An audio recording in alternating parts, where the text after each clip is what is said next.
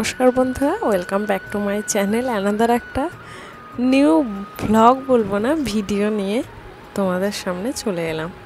এটা আমার জীবনের সব থেকে সুন্দর মুহূর্ত বলতে পারো, যেটা আমি তোমাদের সাথে শেয়ার করছি। হয়তো দেরিতে শেয়ার করছি, কিন্তু শেয়ার করছি।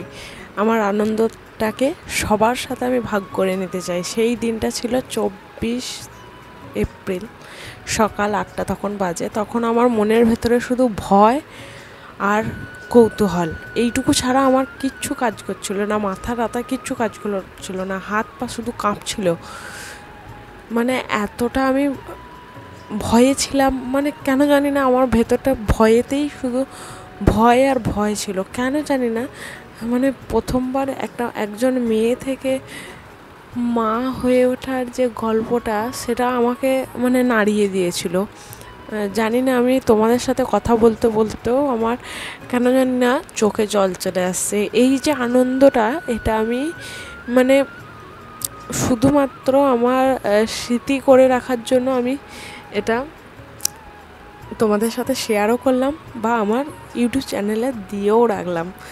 এটা আমার সারা জীবনের থেকে যাওয়ার জন্য। আর এই মুহূর্তটা কোনো দিনও ভোলার নয়। এই মুহূর্তটা সত্যিই ভোলার নয়।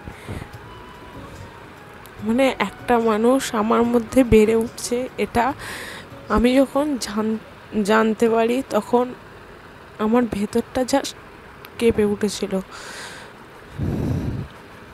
মানে একজন মেয়ে থেকে মা হয়ে ওঠার গল্পটা সত্যি একটা অদ্ভুত। মানে মেয়েদের জীবনটাই এই পড়াশোনার পরে কবে বিয়ে হবে, বিয়ে হওয়ার কিছুদিন পরে কবে বাচ্চা নিচ্ছিস, এখনও বাচ্চা আসছে না, কিছু সমস্যা আছে, এই সব কোশ্চেনের মুখোমুখি হতে হয়। কেন জানি না, সমস্ত মেয়েকেই হতে হয়, কিন্তু একজন প্রাপ্তবয়স্ক মেয়ে বা একজন প্রাপ্তবয়স্ক ছেলের তো নিজস্ব সিদ্ধান্ত তারা ঠিক সময়ে নিতে পারে।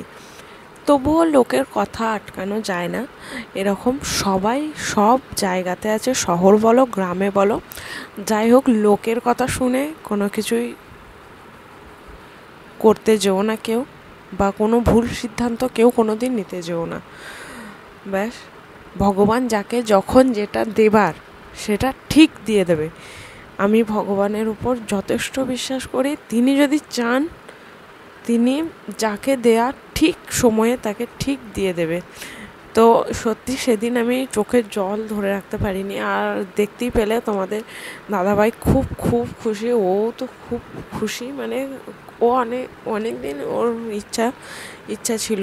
যাই হোক, ওর খুশিতেই আমারও খুশি। যাই হোক, তারপরে আমি মা ডিউটি থেকে আসার পরে আমি মাকেও জানালাম। মা হলো গিয়ে চলো, তারপরে মা নিউজটা পাওয়ার পর মাও খুশি। তারপরে আমি মোটামুটি রেডি হয়ে নিয়েছিলাম, কেন কি আজকেই যেহেতু জানতে পেরেছি আমরা প্রথমেই ডাক্তারের কাছে যাব, এটাই আমরা সিদ্ধান্ত নিয়েছিলাম। তার জন্য আমি রেডি হয়ে নিয়েছি। তারপরে বাড়ির সবাইকে আমি ভাবলাম, আমি তো এখন আর এখানে থাকবো না, কয়েকদিন বাপের বাড়িতেই থাকবো। তার জন্য আমি ভাবলাম তাহলে বাড়ির সবাইকে আমি জানিয়ে দিই।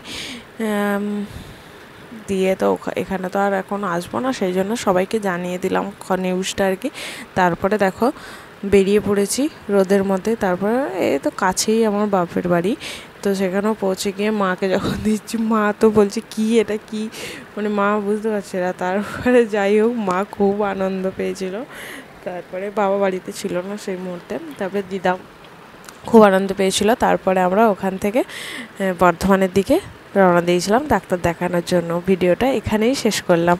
ভিডিওটা ভালো লাগলে অবশ্যই লাইক শেয়ার কমেন্ট করতে একদম ভুলবেন না। চ্যানেলে নতুন হয়ে থাকলে সাবস্ক্রাইব করে দেবেন। আরও অনেক ভিডিও